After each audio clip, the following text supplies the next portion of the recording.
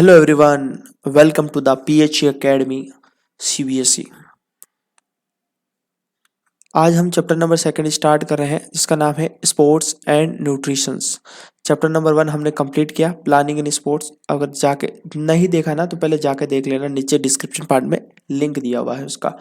अब हम शुरू करते हैं फिजिकल एजुकेशन क्लास 12 का chapter number second, sports and nutritions. इसको शुरू करने से पहले चैनल पर नए हो तो जरूर चैनल को सब्सक्राइब करना है एंड वीडियो को पसंद आए ना तो वीडियो को लाइक करना है। तो यार सबसे पहला जो हमारा टॉपिक आता हुआ था balance diet and nutritions. Balance diet क्या होता है? Balance diet is that which contain the proper amount of each nutrient. हम बैलेंस डाइट किसको बोलते हैं? बैलेंस डाइट उसको बोलते हैं कि हर एक न्यूट्रिएंट प्रॉपर अमाउंट में हो हमारी डाइट के अंदर। हमारी डाइट के अंदर प्रॉपर अमाउंट में अगर न्यूट्रिएंट है तो एक क्या है? बैलेंस डाइट है। A balanced diet consists of all essential food constituents: protein, carbohydrates, fats, vitamins and minerals in correct proportions। हम बैलेंस डाइट के अंदर क्या होता है, जो भी हमारे लिए एसेंशियल फूड्स होते हैं, जरूरी फूड होते हैं, ठीक है, जो भी हमारे लिए जरूरी फूड होता है उसके अंदर ये चीज़ शामिल होना जरूरी है। Protein, carbohydrate, fats, vitamins and minerals एक करेक्ट प्रोपोर्शंस में होंगे। अगर जो भी एसेंशियल फूड्स है, protein, carbohydrate, fats, vitamin, minerals, ये करेक्ट प्रोपोर्शंस में हमारे डाइट के अंदर शामिल होंगे तो वो बैलेंस डाइट है। अगली चीज है food also provide material that our body needs to build and repair its tissue, its regulate the function of its organ system. ये आपको ही पता है फूड्स क्या काम करता है। फूड हम लेते हैं तो हमारे लिए बॉडी के लिए एक मटेरियल है जो हमारे टिश्यूज को रिपेयर करने में हेल्प करता है और हमारी बॉडी अच्छे से फंक्शन कर पाए, हमारे जो ऑर्गन है वो अच्छे से फंक्शंस कर पाए, अच्छे से सिस्टम चल पाए। अगला टॉपिक आता है हमारे पास macro and micro nutrients. Nutrients दो टाइप्स के होते हैं, मैक्रो एंड माइक्रो न्यूट्रिएंट्स। दोनों को डीपली समझेंगे। मैक्रो न्यूट्रिएंट्स क्या होता है, इसके अंदर क्या क्या चीज़ें होती है, माइक्रो न्यूट्रिएंट्स क्या होता है। तो सबसे पहले हम स्टार्ट कर रहे हैं मैक्रो न्यूट्रिएंट्स। मैक्रो न्यूट्रिएंट्स क्या होता है? तो मैक्रो न्यूट्रिएंट्स के अंदर तीन चीज़ें आती है। नंबर 1 आता है carbohydrates, number second protein, number third fats. इन तीनों को हम डीपली समझेंगे, कार्बोहाइड्रेट्स क्या होता है और हमारे लिए, हमारी बॉडी के लिए क्यों जरूरी होता है। ठीक है, तो नंबर 1 स्टार्ट करते हैं, कार्बोहाइड्रेट्स। कार्बोहाइड्रेट्स क्या होता है? Carbohydrates are the main source of energy in all activity that we do. हम डे टू डे लाइफ में जो भी एक्टिविटी करते हैं, ठीक है, कोई सी भी एक्टिविटी करते हैं, स्पोर्ट्स की एक्टिविटी या कोई भी जिसके अंदर एनर्जी लगता है, जो हमारी बॉडी के लिए मेन सोर्स ऑफ एनर्जी क्या है? कार्बोहाइड्रेट। हमारी बॉडी को एनर्जी कौन प्रोवाइड कराता है? ये कार्बोहाइड्रेट्स। ये एक तरीके से बॉडी के लिए मेन चीज़ है, मेन जरूरी है, मेन हथियार है एनर्जी का, तो हमारी बॉडी को प्रोवाइड कर सकता है, कार्बोहाइड्रेट प्रोवाइड कराता है। The elements of carbohydrates are carbon, hydrogen और ऑक्सीजन। अभी कार्बोहाइड्रेट्स के अंदर क्या क्या होता है? तीन चीजों से मिलकर बनता है, carbon, hydrogen and oxygen. Carbohydrates are organic compound. Carbohydrates क्या एक ऑर्गेनिक कंपाउंड है which are important for our digestive process. हमारा जो डाइजेस्टिव प्रोसेस है, डाइजेस्टिव सिस्टम है, उसके लिए कार्बोहाइड्रेट काफ़ी जरूरी फूड है, ऑर्गेनिक कंपाउंड है, डाइजेस्टिव प्रोसेस के लिए काफ़ी इंपॉर्टेंट रोल प्ले करता है। Their primary function is to provide energy to the body, especially to the brain and nervous system। इसका मेन स्पेशली काम यही होता है कि ये एनर्जी प्रोवाइड कराता है किसको? हमारे बॉडी के ब्रेन को एंड नर्वस सिस्टम को एनर्जी प्रोवाइड कराता है, बॉडी को एनर्जी प्रोवाइड कराता है। कार्बोहाइड्रेट्स का यही काम है। कार्बोहाइड्रेट्स दो टाइप्स के होते हैं। There are many two types of carbohydrates, simple carbohydrates and complex carbohydrates. अब बात कर लेते हैं प्रोटीन की। प्रोटीन्स क्या होता है? Proteins are the basic constituents of our cells. They are large molecules, so they cannot get directly into the blood, so they turn into amino acids of our digestive system। क्या होता है? Protein एक basic हमारे constitute है हमारे cell के लिए। ये क्या होता है? लार्ज मॉलिक्यूल्स के अंदर होता है। ये हमारी बॉडी के ब्लड के अंदर डायरेक्टली एनर्जी प्रोवाइड नहीं करता, डायरेक्टली हमें एनर्जी नहीं प्रोवाइड करता। इसके लिए क्या होता है? ये टुकड़े होते हैं इसके, ठीक है, इसके छोटे छोटे टुकड़े होते हैं, वो एमिनो एसिड्स में कन्वर्ट होते हैं, डाइजेस्टिव सिस्टम में कन्वर्ट होते हैं, फिर जाके हमारे ब्लड तक एनर्जी प्रोवाइड करवाते हैं।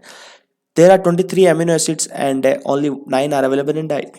23 amino acids होते हैं और करीब हमारे डाइट के अंदर सिर्फ 9 ही शामिल है। Proteins form tissues, repair the broken tissues, regulate balance of water and oxygen etcetera. They our body building foods. Proteins क्या होता है? हमारी टिश्यूज को फॉर्म करता है, जो भी ब्रोकन टिश्यूज होते हैं उसको रिपेयर करने का काम करता है और रेगुलेट करता है, हमारे वाटर एंड ऑक्सीजन को बैलेंस करने में हेल्प करता है हमारी बॉडी के अंदर। एक तरीके से बॉडी बिल्डिंग फूड्स भी होते हैं। जिम में आपने देखा होगा प्रोटीन्स लेते हैं, तो प्रोटीन क्या करता है, बॉडी बिल्डिंग में काम करता है, मसल्स को बढ़ाता है, मसल्स के लिए काम करता है, ज़्यादा बॉडी बिल्डिंग के लिए ज़्यादा काम में लेते हैं प्रोटीन्स को। फूड रिच इन प्रोटीन्स, कौन कौन से फूड है जो रिच होते हैं प्रोटीन्स के अंदर? Egg, meat, fish and dairy products as well as कुछ पल्सेज हैं, नट्स हैं एंड सीरियल्स हैं। ठीक है, अब हमने बात कर ली प्रोटीन की, अब बात कर लेते हैं फैट्स की। नंबर थर्ड आ जाता है हमारा fats. Fats contain hydrogen, carbon and oxygen. Fats में क्या क्या होता है? हाइड्रोजन होता है, कार्बन होता है, ऑक्सीजन होता है, ये तीन चीजें होती है। वो तब जाकर उसके अंदर ये hydrogen, carbon and oxygen contents होता है फैट्स के अंदर। These are the most concentrated source of energy, ये most concentrated source of energy होता है। फैट्स है वेरी हाई एनर्जी कंटेंट, इसके अंदर वेरी हाईली एनर्जी कंटेंट होता है। फूड रिच कौन कौन से होते हैं फैट्स के अंदर? बटर है, ऑयल है, सॉस है, चीज है, फिश है, चॉकलेट, ओलिव्स, नट्स, माइक्रोन्यूट्रिएंट्स यहाँ नहीं है, ओलिव एंड नट्स। ठीक है, अब टॉपिक आ जाता है हमारे पास माइक्रोन्यूट्रिएंट्स कौन सा था। हमने माइक्रोन्यूट्रिएंट्स को पढ़ा, कार्बोहाइड्रेट्स, प्रोटीन्स, फैट्स थे उसके अंदर। माइक्रोन्यूट्रिएंट्स के अंदर क्या होते हैं? Vitamins and minerals. अब इन दोनों को डिस्कस करते हैं। नंबर वन आ जाता है आपके पास vitamins. Vitamins are the compound of carbon and which are essential for the normal growth and working of the body. Vitamins एक कंपाउंड्स होता है, कंपाउंड्स ऑफ कार्बन, जो हमारी बॉडी की नॉर्मल ग्रोथ के लिए काफ़ी एसेंशियल होता है एंड बॉडी के वर्कआउट के लिए, बॉडी के वर्किंग के लिए, एक्टिविटी करने के लिए बॉडी के, वो काफ़ी जरूरी होता है vitamins. There are two groups of vitamins, दो ग्रुप्स में डिवाइडेड है विटामिन्स, फैट सोल्यूबल होते हैं, वाटर सोल्यूबल होते हैं। तो फैट सोल्यूबल कौन से विटामिन्स होते हैं? The vitamins that are composed, जो कार्बन, हाइड्रोजन एंड ऑक्सीजन होता है जिसके अंदर, and are soluble in fats such as vitamin A, vitamin D, vitamin E and vitamin K. The fat soluble vitamins are explained below. ठीक है, carbon, hydrogen, oxygen होता है इसके अंदर कंपोज्ड, एंड ये क्या होता है? फैट्स सच एज, इसके अंदर कौन कौन से विटामिन होते हैं? Vitamin A, vitamin D, vitamin E, vitamin K. The fat soluble vitamin are explain. अब फैट सोल्यूबल विटामिन हमने बता दी, विटामिन ए, डी, ई, के होता है। तो अब इनको एक एक करके पढ़ते हैं। विटामिन ए क्या होता है? तो सबसे पहले vitamin A, vitamin A that essential for normal growth of body. हमारी बॉडी की जो नॉर्मल ग्रोथ है उसके लिए काफ़ी एसेंशियल है, उसके लिए काफ़ी इंपॉर्टेंस है विटामिन ए। अगर विटामिन ए की डेफिशिएंसी हो जाती, कमी हो जाती है, it leads to night blindness. ठीक है, आंखों की जो रोशनी है वो चली जाती है, and also affect the kidneys पे अफेक्ट होता है, हमारे nervous system and digestive system पर भी अफेक्ट होता है अगर विटामिन ए की हमारे डेफिशिएंसी कमी है। इसके क्या क्या सोर्सेज हो सकते हैं? विटामिन ए कहाँ से मिल सकता है हमें? मिल्क से, कर्ड, दही से, ghee, egg yolk, fish, tomato, papaya, green vegetables, orange, spinach, carrot and pumpkin. यहाँ से हम विटामिन ए को ले सकते हैं, विटामिन ए हम बढ़ा सकते हैं। नंबर सेकंड आता है आपका vitamin D. This is essential for the formation of healthy teeth and bones. हड्डियां मजबूत रहे, दांत मजबूत रहे, उसके लिए काफी जरूरी है vitamin D. The presence of the vitamin in the body enables to absorb calcium and phosphorus. It deficiency causes rickets. Vitamin A in the body enables क्या होता है? अब कैल्शियम एंड फॉस्फोरस जरूरी हो, इसके अंदर कैल्शियम फॉर्म होता है एंड फॉस्फोरस हमारी बॉडी के लिए काफ़ी जरूरी होता है ताकि हमारी हड्डियां मजबूत रह सके, हेल्दी टीथ रह सके। इसकी अगर डेफिशिएंसी हो विटामिन डी की तो क्या राइकेट्स हो सकते हैं, एंड बॉडी में क्या, बोन्स में सॉफ्टनेस आ सकती है, बोन्स में मतलब हड्डियां कमजोरी आ सकती है हड्डियों के अंदर, टीथ डिजीज हो सकती है, दांत से रिलेटेड कुछ बीमारियां हो सकती है। इसके लिए क्या क्या सोर्सेस हैं, हम किस तरीके से विटामिन डी को ले सकते हैं? एग यॉक इसका बेस्ट है, फिश एंड सनलाइट तो काफ़ी इंपॉर्टेंट, आप जानते हो सनलाइट से क्या होता है? विटामिन डी मिलता है। ग्रीन वेजिटेबल से कोड लिवर ऑयल आता है, मिल्क, क्रीम एंड बटर, यहाँ से विटामिन डी को ले सकते हो। नंबर थर्ड बात करते हैं विटामिन ई की। This is essential in increasing the fertility among man and women as well as proper functioning of adrenal and sex gland. जो भी सेक्स ग्लैंड होती है फर्टिलिटी के अंदर काफ़ी हेल्प करता है विटामिन ई, चाहे वो मैन है वुमेन, दोनों की फर्टिलिटी के लिए काफ़ी इंपॉर्टेंट रोल प्ले करता है विटामिन ई। अगर इसकी डेफिशिएंसी हो जाती है तो हमारी मसल्स और हार्ट के अंदर वीकनेस आ जाती है। इसके सोर्सेज बेस्ट यही है कि हरी सब्जियां खाओ, sprouts low, coconut oil and dry and fresh fruits ले सकते हो आप, मिल्क, मीट, बटर एंड मेज। ठीक है। अब बात करते हैं विटामिन के की। विटामिन के क्या होता है? This is helpful for the clotting of blood. अगर ब्लड कहीं से हमारी बाहर निकल रहा हो तो उसके क्लॉटिंग में सबसे ज़्यादा हेल्प करता है विटामिन के। अगर इसकी डेफिशिएंसी हो जाती है तो हमारी किस तरीके से बीमारियां हो सकती है, एनीमिया हो सकता है, and blood does not clot easily. मतलब अगर हमारे मान लीजिए कहीं स्किन में लग गई और खून ब्लड आउट हो रहा है तो वहाँ से क्लॉटिंग करने में मतलब जल्दी क्लॉटिंग नहीं होगा। अगर बॉडी के अंदर विटामिन के की कमी नहीं है तो वहाँ पर जल्दी से क्लॉटिंग हो जाती है। सोर्सेस इसका यही है, कॉलीफ्लावर आप ज़्यादा खाइए, स्पेनिच यानी कि पालक, cabbage, tomato, potato, wheat, egg and meat. इसके बेस्ट सोर्सेस यही हैं विटामिन के। हमने फैट सोल्यूबल विटामिन तो डिस्कस कर लिए। नंबर सेकंड, अब बात करते हैं वाटर सोल्यूबल विटामिन की। भाई वाटर सोल्यूबल विटामिन क्या होते हैं? तो water soluble vitamin are composed of nitrogen, sulphur. इस विटामिन के अंदर मेनली क्या क्या कंपोज्ड होता है? नाइट्रोजन होता है एंड सल्फर होता है, और ये वाटर के अंदर सोल्यूबल्स होते हैं, जैसे विटामिन बी कॉम्प्लेक्स इसका एग्जांपल है, एंड विटामिन सी। अब विटामिन बी कॉम्प्लेक्स को हम डिस्कस करेंगे। विटामिन बी कॉम्प्लेक्स क्या होता है? करीब there are 12 vitamin in this group. Vitamin B complex एक ग्रुप है, इसके अंदर 12 विटामिन है, BJ, B2, B3, B6 and B12। सम तो यहाँ पर कुछ एग्जाम्पल दे रखे हैं। They are necessary for growth. Vitamin B complex के ग्रुप है, इसके अंदर करीब 12 विटामिन आते हैं, और यह हमारी बॉडी की ग्रोथ के लिए, बॉडी के प्रॉपर फंक्शनिंग के लिए, और हार्ट के प्रॉपर फंक्शन के लिए, लीवर के प्रॉपर फंक्शन, किडनी और स्किन को मेंटेन करने के लिए काफ़ी ज़रूरी होते हैं। अगर इसकी डेफिशिएंसी हो जाती है तो बहुत सारी ऐसी बीमारियां हो सकती है, डिजीज हो सकती है, जैसे बेरी बेरी डिजीज, आपने नाम सुना होगा, pellagra, and also decrease immunity. हमारी इम्यूनिटी जो हमारे इम्यूनिटी सिस्टम होता है उसको पूरा डाउन कर देता है। इसका बेस्ट सोर्सेज क्या हो सकता है विटामिन बी कॉम्प्लेक्स को आप बढ़ाने के लिए? Wheat, milk, nuts, peas, egg yolk and sprouts. ठीक है। यहाँ पर हमने fat soluble and water solubles दोनों विटामिन को डिस्कस किया। अब बात करते हैं मिनरल्स। मिनरल्स क्या होता है? ठीक है, मिनरल्स क्या होता है? These are essential for proper growth and functioning of the body. हमारी बॉडी के लिए प्रॉपर ग्रोथ और हमारी बॉडी ताकि प्रॉपर फंक्शन कर सके उसके लिए मिनरल्स काफ़ी इंपॉर्टेंट रोल प्ले करता है। इसकी ज़रूरत काफ़ी ज़रूरी होती है हमारी बॉडी के अंदर, ताकि हमारी बॉडी प्रॉपर फंक्शन कर सके, बॉडी के ऑर्गन्स प्रॉपर फंक्शन कर सके। अगर मिनरल्स की शॉर्टेज हो तो shortage of minerals that can severe effects on health. बहुत सारे ऐसे शरीर पर, हमारे हेल्थ पर इफेक्ट पड़ेंगे, जैसे कि a long term shortage of foods containing iodine in people leads to thyroid gland. अगर आयोडीन की कमी हो जाती है तो क्या हो जाती है? थायराइड ग्लैंड के रिलेटेड डिजीज हो जाती है। अब सम ऑफ इम्पोर्टेंट, कुछ इंपॉर्टेंट मिनरल्स को हम देखेंगे। मिनरल्स होते हैं जैसे iron, calcium, phosphorus, potassium, sodium, iodine, fluorine, copper, zinc. ये कुछ इंपॉर्टेंट मिनरल्स हैं जो हमारी बॉडी के लिए काफ़ी ज़रूरी होते हैं। अब पहले डिस्कस कर लेते हैं आयरन क्या होता है। आयरन एक बड़ा इंपॉर्टेंट मिनरल्स है जो हमारी बॉडी के अंदर एक हेमोग्लोबिन नाम का, ब्लड के अंदर होता है हेमोग्लोबिन, उसको फॉर्मेशन में, उसको बनाने में हेल्प करता है। हेमोग्लोबिन की कमी नहीं रखता आयरन। ठीक है। Its deficiency leads to anaemia and sources of meat. अब देखो, अगर आयरन की कमी आ गई शरीर के अंदर, आयरन की कमी है तो इसकी डेफिशिएंसी है तो क्या होगा? हमारी एनीमिया नाम की बीमारी आपने सुना होगा, एनीमिया हो जाता है। एंड सोर्सेस इसका बेस्ट यही है, meat, eggs and dry fruits. Calcium, it's needed to formation of strong bones and teeth, and also clotting for blood and muscle contraction. Calcium हमारी हड्डियों को मजबूत करता है। कैल्शियम ऐसा मिनरल है जो हमारी बॉडी के अंदर काफ़ी इंपॉर्टेंट रोल प्ले करता है, ताकि हमारी हड्डियां मजबूत हो, दांत मजबूत हो, और ब्लड की क्लॉटिंग में भी हेल्प करता है। मसल से कॉन्ट्रैक्शन में कैल्शियम अपना इंपॉर्टेंट रोल प्ले करता है। अगर इसकी डेफिशिएंसी हो जाए तो क्या हो जाता है? रैकेट्स नाम की बीमारी हो सकती है, अस्थमा हो सकता है। इसका बेस्ट सोर्सेज क्या है? हम किस तरीके से कैल्शियम की कमी को दूर कर सकते हैं? मिल्क, एग यॉक, चीज एंड ऑरेंज। अगला जो मिनरल है वो है फॉस्फोरस।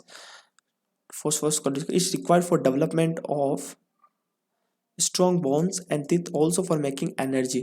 phosphorus हमारी हड्डियों को मजबूत एंड दांत को मजबूत और हमारी एनर्जी को बरकरार रखने में हेल्प करता है। इसका मेन यही बेस्ट सोर्स है, egg, fish, meat and unpolished rice. ठीक है। अब बात करते हैं पोटेशियम की। Potassium it is important for growth and keeping cells and blood healthy. Potassium हमारे ग्रोथ के लिए एंड हमारी जो सेल्स होती है उसको हेल्दी रखने में हेल्प करता है, ब्लड को हेल्दी रखने में हेल्प करता है पोटेशियम। अगर इसकी डेफिशिएंसी हो जाए तो हमारी मसल्स के अंदर वीकनेस आ जाती है। एंड और इसका बेस्ट सोर्सेज मानूँ तो मैं पोटेशियम्स का यहाँ पे लिखा हुआ है carrot, beetroot, onion, tomato, orange and mango. इसका बेस्ट सोर्सेज हैं ये पोटेशियम्स के। अगला बात करते हैं सोडियम की। सोडियम है, it is needed for the proper functioning of the nervous system. Its sources are milk, milk product and meat. And अगर सोडियम क्या करता है, प्रॉपर हमारी जो नर्वस सिस्टम के फंक्शनिंग में हेल्प करता है, और इसका बेस्ट सोर्सेज यही है, मिल्क है, और जो भी डेयरी प्रोडक्ट होते हैं मिल्क से रिलेटेड प्रोडक्ट होते हैं, एंड मीट एंड एग्स। अब बात करते हैं आयोडीन की। आयोडीन मिनरल क्या होता है, ये भी हमारी एक्सेंशियल प्रॉपर थायराइड फंक्शन, हमारी थायराइड ग्लैंड होती है, उसके प्रॉपर फंक्शन करने में हेल्प कौन करता है, आयोडीन करता है। अगर इसकी डेफिशिएंसी आ गई तो हमारे किस तरीके से बीमारी हो सकती है, गोइटर हो सकता है। सोर्सेज इसका बेस्ट ये सी फूड एंड आप नमक, साल्ट। फ्लोरीन। अब बात करते हैं फ्लोरीन। फ्लोरीन मिनरल का क्या इंपॉर्टेंस है, fluorine it is important to make the enamel polish to teeth and hard and prevent dental caries. जो भी दांत से रिलेटेड जो भी डिजीज होती है, डेंटल कैरी, डेंटल के रिलेटेड जो भी बीमारी होती है, इनेमल्स मतलब क्या होता है कि हमारे दांत को मजबूती बनाए रखता है, हार्डनेस कर रखता है दांत के अंदर, ठीक है। अगला मिनरल्स आता है copper. It is helpful to the red blood cells, red RBC होती है, रेड ब्लड सेल्स के लिए हेल्पफुल रहता है ये, और कनेक्टिव टिश्यूज के लिए, nerve fibre formation and proper functioning में हेल्प करता है कॉपर। जिंक बात करें, it is required to insulin production. हमारे ब्लड के अंदर इंसुलिन होता है, उसका प्रोडक्शन कौन करता है, जिंक हेल्प करता है उसके अंदर, और ताकि and also for the functioning of male prostate and digestion and metabolism, हमारे डाइजेशन मेटाबॉलिज्म में हेल्प करता है, और मेल जो प्रोस्टेट होता है उसकी फंक्शनिंग में भी हेल्प करता है जिंक, ठीक है। हमने यहाँ पर डिस्कस किया विटामिन, माइक्रोन्यूट्रिएंट्स, विटामिन्स को डिस्कस किया, जो फैट सोल्यूबल वाटर सोल्यूबल दोनों को डिस्कस किया। फिर बात की हमने मिनरल्स की, मिनरल्स को भी हमने डिस्कस किया, अलग अलग टाइप्स के मिनरल्स होते हैं जो हमारी बॉडी के लिए किस तरीके से इंपॉर्टेंट रोल प्ले करते हैं, और क्या क्या इनका फंक्शन रहता है, क्या क्या सोर्सेज हैं, किस तरीके से हम इस जो मिनरल्स है वो किस तरीके से उनकी कमी को दूर कर सकते हैं, क्या क्या सोर्सेज हो सकते हैं, क्या क्या डेफिशिएंसी डिजीज होती है, हमने पढ़ा। अब बात करते हैं nutritive and non nutritive components of diet. अब जो डाइट के अंदर क्या क्या न्यूट्रिटिव है एंड क्या नॉन न्यूट्रिटिव है। Food components, whether they are nutritive providing calories, non nutritive not provide calories। Calories आपने सबने सुना होगा, ठीक है।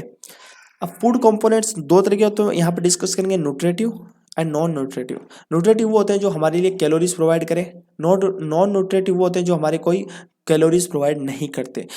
अब यहाँ करते हैं नॉन क्या nutritive components. Nutritive components of diet are proteins, carbohydrates, fats, vitamin and minerals. Nutritive components के अंदर कौन कौन से होते हैं, जैसे यहाँ पर आते हैं डाइट्स के अंदर protein, carbohydrate, fats, vitamin and minerals. जो ये क्या काम करते हैं, अभी यहाँ पर हमने देखा कि जो कैलोरीज प्रोवाइड करते हैं, तो ये चीज ये कौन सा, ये हमें कैलोरीज प्रोवाइड करते हैं। नॉन न्यूट्रिटिव कंपोनेंट्स को डिस्कस करें तो do not contribute to the energy, calories और nutritive of the body. They are also used to preserve foods in jams और jellies, provide body bulk and texture, ice creams and baked goods. अब जो non nutritive foods होते हैं वो हमारे लिए calories provide नहीं करते। जैसे यहाँ पर एग्जांपल है, कुछ प्रिजर्व फूड होते हैं, जेम्स होते हैं, जेलीज होती है, और आइसक्रीम्स होती है, जो और बेक्ड जो भी बेक्ड आइटम्स होता है, बेक्ड किया हुआ, ठीक है। तो यहाँ पर पैकिंग आइटम्स होते हैं जो हमारे लिए कोई कैलोरीज प्रोवाइड नहीं करते, ठीक है। अब बात करते हैं ईटिंग फॉर वेट कंट्रोल। अब क्या होता है कि वेट कंट्रोल के लिए कुछ ईटिंग हम चीज़ें लगाते हैं, क्या वेट कंट्रोल रहे हमारा, किस तरीके से वेट कंट्रोल हो सकता है, क्या क्या एसेंशियल्स हो सकते हैं, क्या क्या न्यूट्रिटिव रिक्वायर्ड होते हैं, और एक तरीके से हेल्दी वेट किस तरीके से रह सकता है। Eating for weight control, weight control के लिए क्या खाएं, this means eating the right amount of food that contain of all essential nutrients required by the body in proper quantity. अगर हम हमारा हेल्दी वेट रखना है हमें, तो हमें क्या करना है, हम जब भी खाना खाएं तो उसके अंदर एक प्रॉपर अमाउंट ऑफ कंटेंट रहना चाहिए, जो हमारे लिए बॉडी के लिए एसेंशियल है, प्रॉपर अमाउंट में रहना चाहिए, न्यूट्रिएंट्स होने चाहिए प्रॉपर अमाउंट में, प्रॉपर क्वांटिटीज़ के अंदर जो बॉडी के अंदर रिक्वायर्ड होता है, तब जाके हम हेल्दी रह सकते हैं। अगला, eating too much can lead obesity. अगर हम ज़्यादा खाएंगे तो ओबेसिटी, मोटापा हो जाएगा, and too less can lead to underweight. अगर हम थोड़ा कम खाएंगे तो ऑब्वियसली अंडरवेट हो जाएंगे। Therefore eating is right amount will be lead to healthy weight. अगर हम एक सही राइट अमाउंट ऑफ फूड खाएंगे, ठीक है, तो हमारा एक हेल्दी वेट रह सकता है। राइट अमाउंट ऑफ खाएंगे ही साथ साथ क्या होना चाहिए, न्यूट्रिशंस होता है, वो न्यूट्रिशन होना चाहिए प्रॉपर अमाउंट में, जो भी हमारे बॉडी के लिए एसेंशियल होते हैं वो भी एक प्रॉपर अमाउंट में यहाँ पर प्रोपोर्शंस के अंदर होना चाहिए फूड के अंदर, तब जाके हमारा एक हेल्दी वेट रह पाएगा। अब एक हेल्दी वेट के बारे में समझिए। अगर हेल्दी वेट किस क्या होता है, हेल्दी वेट यही होता है, body fat should be no more 20% of total weight. अगर for men and 30% of women, body का टोटल वेट से बॉडी का टोटल वेट से 20% का ना फैट नहीं होना चाहिए मेन के लिए, एंड 30% वुमेन के लिए। बॉडी का टोटल वेट का 20%, उससे ज़्यादा फैट नहीं होना चाहिए। A person is maintaining healthy weight और not can be checked with help of BMI। कोई भी पर्सन का हेल्दी वेट है कि नहीं, वो हेल्दी है नहीं, उसका वेट अभी सही है कि नहीं, तो उसको चेक करने के लिए एक चीज़ होती है उसको बोलते हैं BMI, बॉडी मास इंडेक्स। इससे हम पता लगाते हैं कि उसका जो वेट है या ओबेसिटी है, अंडर वेट है या नॉर्मल है या सही है, इस बेसिस पे हम डिसाइड करते हैं। Body mass index is measure to body fat calculate करता है on the basis of height and weight. This method apply to both adult man and women, दोनों के लिए अप्लाई होता है, मैन और वुमेन के लिए। इसको कैलकुलेट कैसे करते हैं? BMI कैलकुलेशंस का फॉर्मूला होता है BMI का बॉडी का वेट, यहाँ पर body wait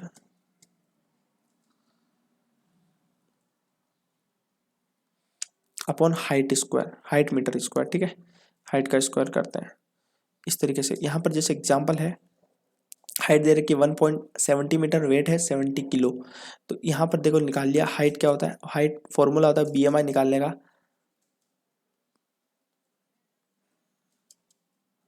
wait upon height का स्क्वायर।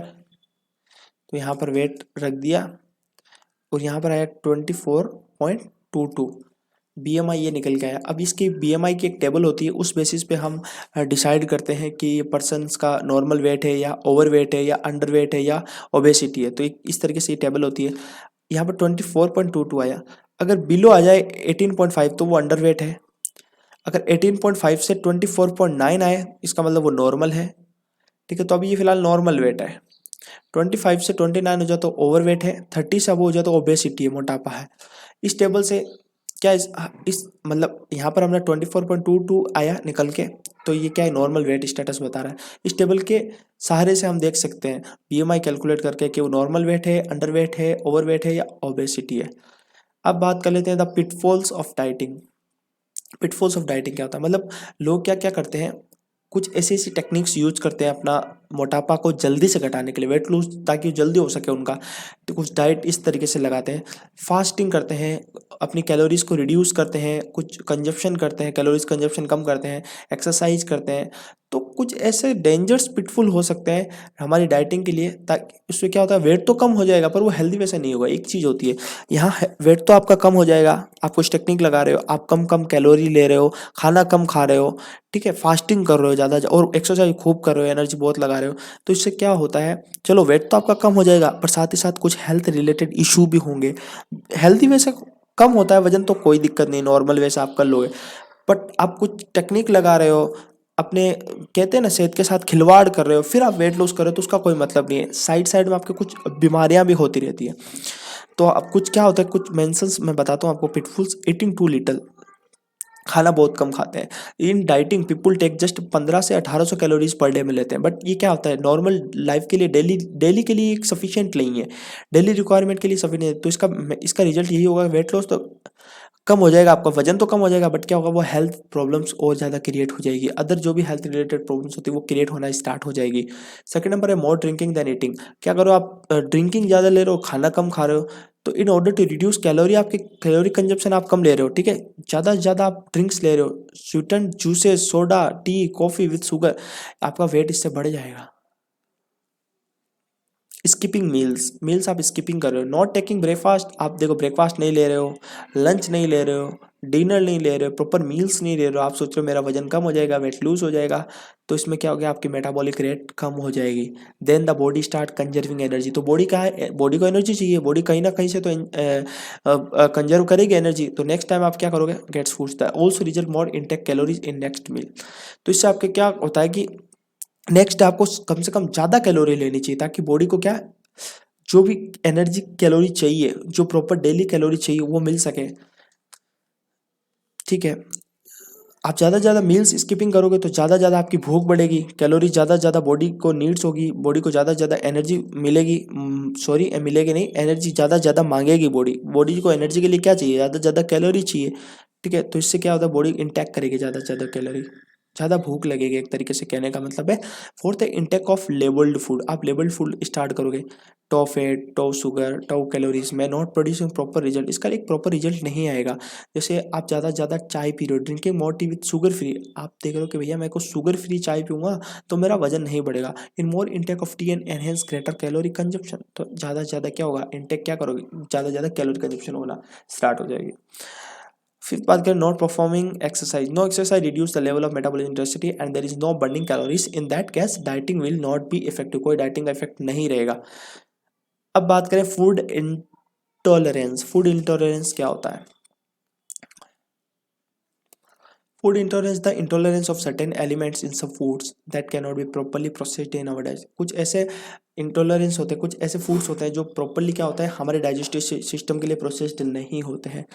इससे क्या होता है हमारी फूड एलर्जी हो जाती है। फूड एलर्जी होता है ना, एक सिमिलर सिम्टम्स होते हैं, वो एलर्जी हो जाती है। Food allergy more serious and usually comes out suddenly. ये किस तरीके से एलर्जी क्रिएट होती है, एलर्जी किस तरीके से बन जाती है। कुछ ऐसे फूड्स होते हैं जो प्रॉपर डाइजेस्टिव सिस्टम में काम नहीं कर पाते, इसके लिए वो क्या होता है कि एलर्जी की फॉर्म ले लेता है। ठीक है, फूड एलर्जी हो जाता है। जिससे कुछ फीचर्स क्या है फूड इंटॉलरेंस के, ये अचानक ही आ जाता है, हमें नहीं पता चलता, कम्स ऑन ग्रेजुअली में, only happen when you eat lot of particular food. आप लॉट ऑफ कुछ पर्टिकुलर फूड ज़्यादा खा रहे हो तो उसकी वजह से भी एक एलर्जी बन जाती है, फूड एलर्जी में। Only happen if you eat the food of one. आप सिर्फ फूड पे ही डिपेंड हो तो इस तरह की वजह से हो सकता है। अब बात करूँ तो यहाँ पर फूड इंटॉलरेंस हमने क्या, अब मिथ्स अबाउट फूड्स। कुछ मिथ्स होती है फूड से रिलेटेड। ठीक है, मिथ्स का मतलब होता है कुछ अफवाह होती है फूड्स के रिलेटेड। आपने अफवाह बहुत ज़्यादा सुनी होगी, तो आपका ये यहाँ पर आप देख सकते हो, जैसे कि पोटैटोज मेक अस फैट, कि अगर आप पोटैटो खाओगे, आलू खाओगे तो आपका फैट बढ़ जाएगा। Fat free products help in reducing weight. अगर आप फैट फ्री प्रोडक्ट्स लोगे तो आप वजन कम हो जाएगा, वेट कम हो जाएगा। Avoid eggs because they increase the cholesterol level. कि आप अंडे को अवॉइड करो तो क्या होगा, आपका कोलेस्ट्रॉल लेवल इंक्रीज होगा। मतलब कोलेस्ट्रॉल लेवल क्या होता है, बढ़ाता है अंडा, ऐसा नहीं होता, ये बोल रहा है मिथ। ये भी एक अफवाह है। अफवाह होती है drinking water while eating make us fat. Drinking water while eating makes us fat. Drinking water मतलब क्या होता है, खाने के बीच में अगर पानी पी लेते हैं, ठीक है, खाना खाने के जस्ट बाद पानी पी ले तो बोलते हैं ना मोटा हो जाएगा, फैट हो जाएगा। तो ये भी एक मिथ्स है। Don't consume milk immediately after eating fish. मतलब मछली जस्ट खाने के बाद आप मिल्क कंज्यूम नहीं कर सकते, ये भी एक मिथ है। अगला है starve yourself if you want to lose weight. Okay है। Next exercise makes you eat more. जितना ज़्यादा एक्सरसाइज करोगे उतना ज़्यादा आपको भूख लगेगी। अब बात कर लेते हैं स्पोर्ट्स न्यूट्रिशंस। स्पोर्ट्स न्यूट्रिशंस क्या होता है। Sport nutrition plays an important role to attain excellence in sports. अगर कोई भी स्पोर्ट्स पर्सन के लिए स्पोर्ट्स न्यूट्रिशन और उसके लिए इस न्यूट्रिशन काफ़ी इंपॉर्टेंट रोल प्ले करते हैं। द अप्रोप्राइट प्रोपोर्शन ऑफ, इसके अंदर vitamin minerals carbohydrates fats protein fibres are essential for the proper nutrition of the sport person. कोई भी स्पोर्ट्स पर्सन है उसके लिए एक अप्रोप्राइट प्रोपोर्शंस होना, vitamin minerals carbohydrates fats proteins fibre, उसके लिए काफ़ी जरूरी एसेंशियल चीज़ें होती है। एज ए रिजल्ट इसका रिजल्ट यही होता है, अगर वो प्रॉपर प्रोपोर्शंस के अंदर ये सारी चीज़ फॉलो कर रहा है, ले रहा है, प्रॉपर अमाउंट में न्यूट्रिशंस ले रहा है, तो उसका ये क्या होगा, वो higher amount of physical activity कर पाएगा स्पोर्ट्स के अंदर। ठीक है, चाहे वो athletes require more nutrients to keep the energy level. जैसे कि जो कोई एथलीट्स है तो उसके लिए ज़्यादा न्यूट्रिएंट्स की जरूरत होगी, उसको ज़्यादा एनर्जी लगानी पड़ती है, तो उसके लिए जितनी ज़्यादा एनर्जी उतनी ज़्यादा न्यूट्रिएंट्स लेने पड़ेंगे, फिजिकल एक्टिविटी हायर अमाउंट में कर पाए। ठीक है, अब डाइट ऑन परफॉर्मेंस। अगर डाइट का क्या इफेक्ट रहता है परफॉर्मेंस के अंदर, a proper diet is to intake appropriate types and adequate amounts of foods and drinks to supply nutrition and energy for the maintenance of the body cells. अगर वो proper diet लेगा तो उससे क्या होगा, उसकी बॉडी सेल्स मेंटेन रहेंगे, tissues organ maintain रहेंगे और सपोर्ट नॉर्मल ग्रोथ और नॉर्मल डेवलपमेंट होता रहेगा। स्पोर्ट्स पर्सन के लिए जैसे athlete, it's essential to take balance diet. Athletes के लिए क्या होगा, एक बैलेंस डाइट लेना काफ़ी जरूरी होगा, क्योंकि वो लॉट ऑफ फिजिकल एक्टिविटी करता है, एंड्योरेंस स्पोर्ट्स के अंदर उसको चाहिए होता है।